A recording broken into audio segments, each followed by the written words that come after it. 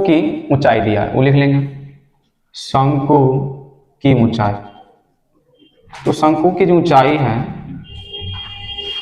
h1 मान लेते हैं इसको। शंकु की ऊंचाई कितना, यहां से यहां तक 2 सेंटीमीटर,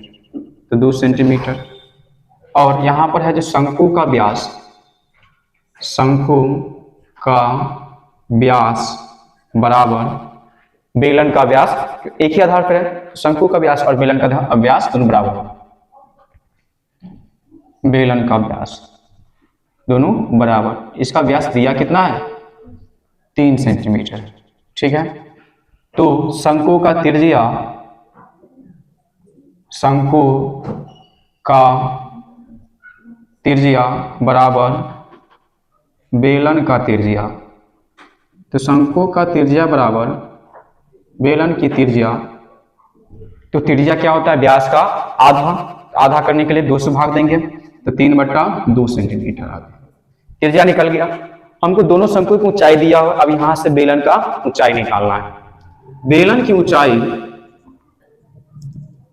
बेलन का ऊंचाई बराबर हो जाएगा ये पूरा जो आकृति है इसका ऊंचाई, ठीक है, मॉडल की ऊंचाई माइनस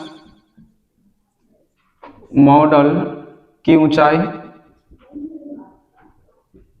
माइनस 2 गुना, क्योंकि दोनों साइड शंकु जुड़ा हुआ है, दोनों घटाना है, 2 गुना शंकु की ऊंचाई, 2 गुना शंकु की ऊंचाई। तो मॉडल की ऊंचाई कितना है टोटल, यहां से लेके यहां तक कितना दिया हुआ है 12 सेंटीमीटर, यहां जाएगा कितना 12 सेंटीमीटर, अब माइनस 2 गुने शंकु की ऊंचाई कितना लिखे अभी 2 सेंटीमीटर, तो यहां होगा 2,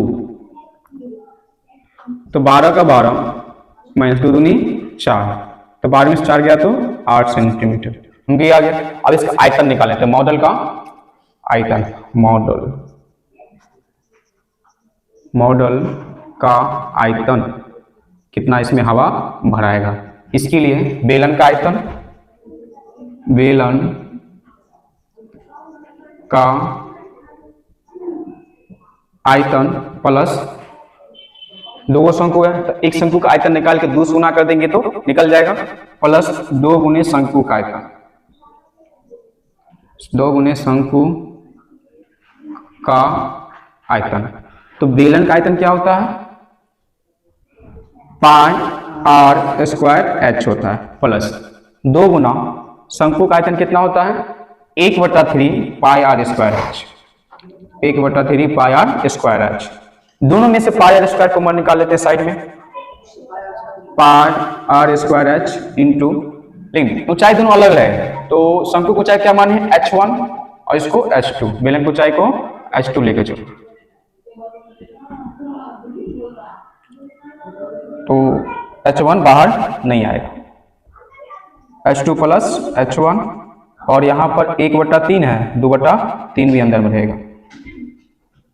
प्लस 2/3 h1, शंकु में h1 और बेलन में h2। पाई का मान 22/7 नहीं दिया रहेगा, कितना लेंगे 22/7 गुने त्रिज्या कितना निकालें r 3/2, यहाँ होगा 3/2 का स्क्वायर गुना h2 कितना भी आया 8 प्लस 2/3 गुने h1 कितना है 2 सेंटीमीटर, तो 2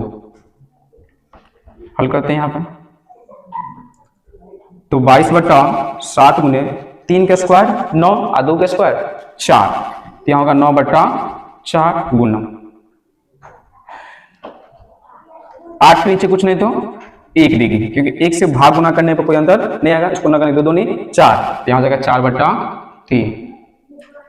कटने वाला कोई नहीं है, गुना कर 9 दूनी 18 का 8, 2 दूनी 4, 11 दूनी 22 कट गया, गुना कर 99, नीचे में 7 दूनी 14, 8 और 3 का एल्सियम देखो, यहाँ 3 और 1 का एल्सियम निकालेंगे तो 3 और 1 का एल्सियम कितना जाएगा 3 ही आएगा, यहाँ 3 का 3, 8 है तो 8। अब थोड़ा सा यहाँ से शॉर्टकट लेके चलते हैं, 8 नीचे 1 को कितना सुना करेंगे 3 आएगा, 3 से ना, तो यहाँ कितना सुना करेंगे 3 से, प्लस 4 नीचे 3 को कितना सुना करेंगे 3 आएगा एक बार में, यहाँ 3 ऊपर में 4 है, 4 को 1 से गुना करना है,